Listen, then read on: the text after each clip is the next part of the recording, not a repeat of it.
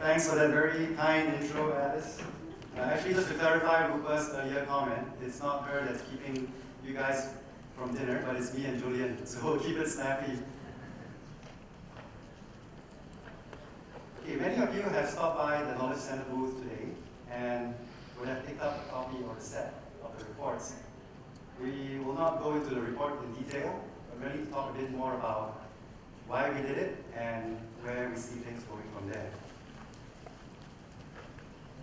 The executive summary in each book provides a compiled sustainability development goal assessment of the markets that we profile, and it's hard not to get demoralized by a scorecard with so much red in it.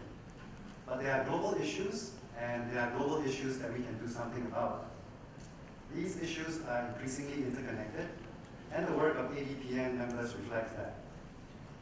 Many among us here today are engaged in a region where we are not based, and the ADPN conference itself is a testament to this level of interconnectedness, where 4 out of 5 of the delegates here have actually flown in to join us for this event. As ADPN's core mission is to channel financial, human, and intellectual capital towards the sector, and to ensure that it is most effectively deployed, we felt that it was crucial to add this landscape report into the toolkit of social investors. Today, with 370 members across 30 countries, essentially covering all major causes and beneficiary groups, we truly have the opportunity to work together and evolve innovative and effective solutions to these difficult challenges. What is the social investment landscape in Asia report about? The report comprises 250 pages. All of you have picked up a copy, or most of you have, and you can feel the weight and the effort that went into the work. We had to break it up into 2 different books because it was just too much for one. It's a natural extension of ADPN's mission and serves to guide social investors as they contemplate opportunities and challenges in the region. It profiles 14 different markets, covering key demographic and economic data, the status of the social economy and legislative environment, primary stakeholders, and most importantly, the challenges and the opportunities within each market. If you have not already done so, I would really like to invite you to stop by the booth and engage with the Knowledge Center team.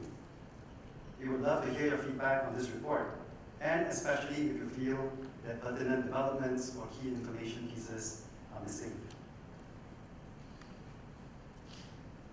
There were a set of cross-cutting trends that we discovered in the course of compiling this report. These include government funding for intermediaries, as well as grant programs to support the social economy, the growth of venture philanthropy practices among wealth holders, corporate social responsibility programs that are better aligned with the corporate mission, greater interest in sustainable and responsible investing practices, and increased activity from ecosystem builders like intermediaries and accelerators and networks. Some of these trends have evolved independently in each market, but very interestingly, many have come about as part of collaborative efforts, which is truly encouraging. Where do we go from here? In the spirit of fostering collaborations within the sector, we have included in the report for each market what are known as demand and supply maps that show what the roles of various stakeholders play, as well as to clarify how they provide support within the continuum of capital. We hope you will connect with these various stakeholders if you are keen to do more in that region. This map will certainly continue to evolve beyond what's contained in these pages. And as we move the data online, we will continue to build upon it through the ongoing conversations that we'll have with many of you. ADPN has always been about sharing practices within the community.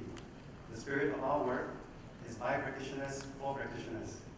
This is precisely how we've captured the insights in these reports, taking us beyond desk research, which is quite limited in some regions, to insights that only exist in local language. From today's session and through the conference program over the next 2 days, we hope that these reports can provide quick overviews of the 14 regions and perhaps facilitate deeper, more informed discussions for everyone. None of this would have been possible without the generous support of the Robert Bosch Foundation. Julian Herman is from the team today. Our partners, Sattva Consulting, R.D. Krishna Abhishek, and our team leads at ADPN, Martina and Ann, as well as the broader ADPN team for helping out with the proofreading, helping out with fact-checking, and putting this to the final stretch. While these reports mark the completion of our study, they represent the beginning of an ongoing conversation that we hope to have with all of you as ADPN members here. We hope that through this process, we can improve our collective knowledge and work towards social impact together. Thank you.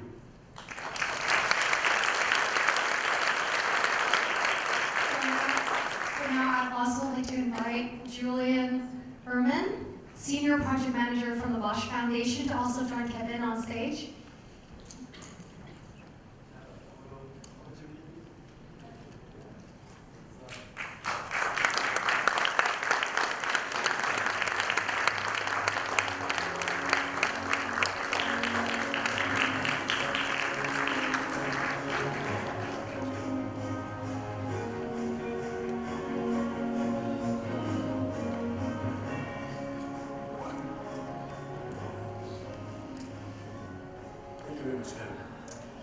Good evening, ladies and gentlemen.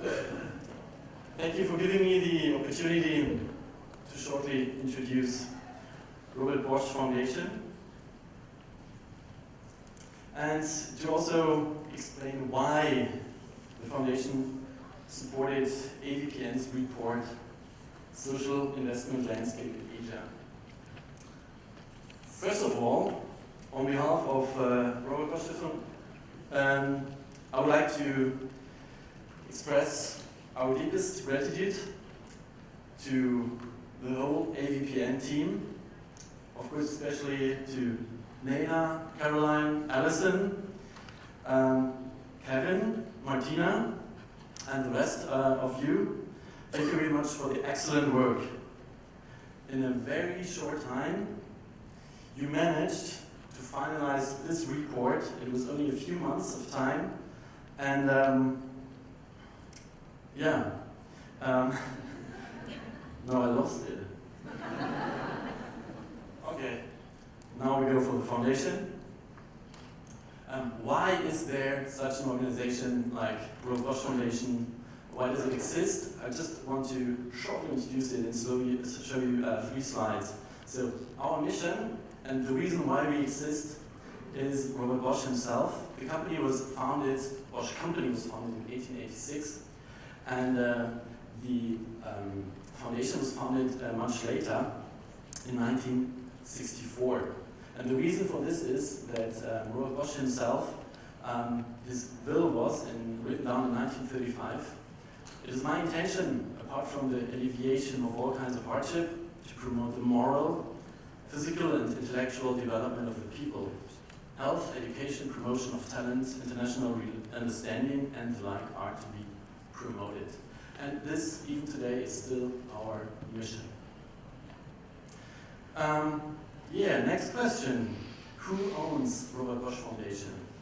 Actually, nobody owns Robert Bosch Foundation. Robert Bosch Foundation, in German it's Stiftung, owns the company by 92% of the shares, but the foundation has no voting rights. The voting rights is on the right, you see it, Robert Bosch Industrietreuhand Kommanditgesellschaft, something like a steering unity, which has the voting rights, but nearly no shares. And then of course there's still existing a family that owns 7% of the shares and 7% of the voting rights.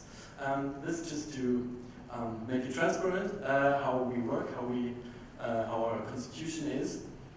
And third question, how do we work?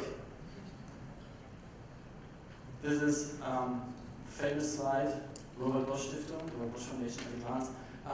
As you can see, the colored headlines, still we have, like Robert Bosch wanted, the topics health, science, society, education, and international relations. And this, is since more than 50 years now, our main topics we work in. You can see on the left side our focus areas. It's sustainable living spaces, social cohesion, migration, integration, and inclusion. In Asia, we are mostly active in East Asia, Southeast Asia, and South Asia. This is a very, compiling or very huge slide. You don't have to understand it fully, but I'll give you some time. You can read through it. And I also want to talk a little bit about the activities of the foundation in Asia.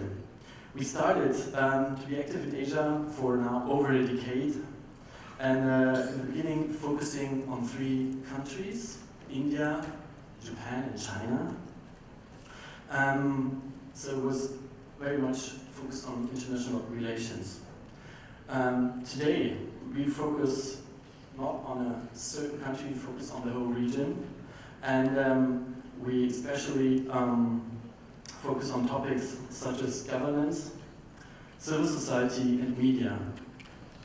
In our programs and initiatives, we mainly aim at identifying and connecting change makers in the non-profit sector. Change makers whose activities create sustainable impact and to build sustainable networks. In Europe and Asia, the philanthropic sector has been growing steadily over the past years. In an expanding sector, new and existing non-profit actors need tools and opportunities to professionalize, to share knowledge, and also to raise impact and efficiency of their activities.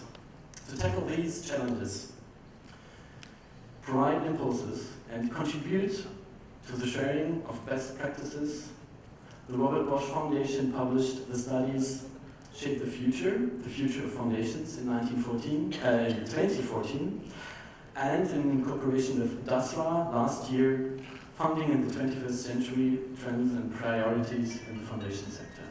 Both addressed the question of how foundations could and should position themselves in a fast-growing, rapidly changing, increasingly volatile and globalized environment. Complementing these findings with a regionally focused perspective on Asia, the Robert Bosch Foundation supported AVPN's development of the social investment landscape in Asia. Having a comprehensive overview of the main characteristics, trends, gaps, challenges, and areas of opportunity in the Asian social sector is of great value for foundations, philanthropists, and other social investors that seek to create relevant and successful projects with sustainable impact. So now I forgot to go on here. So these are the 3 reports I just mentioned.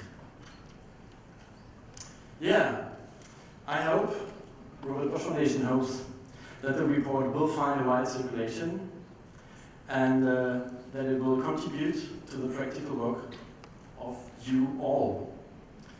Once again, to the whole team of AVPN, thank you very much for the great work, and thank you very much for your attention.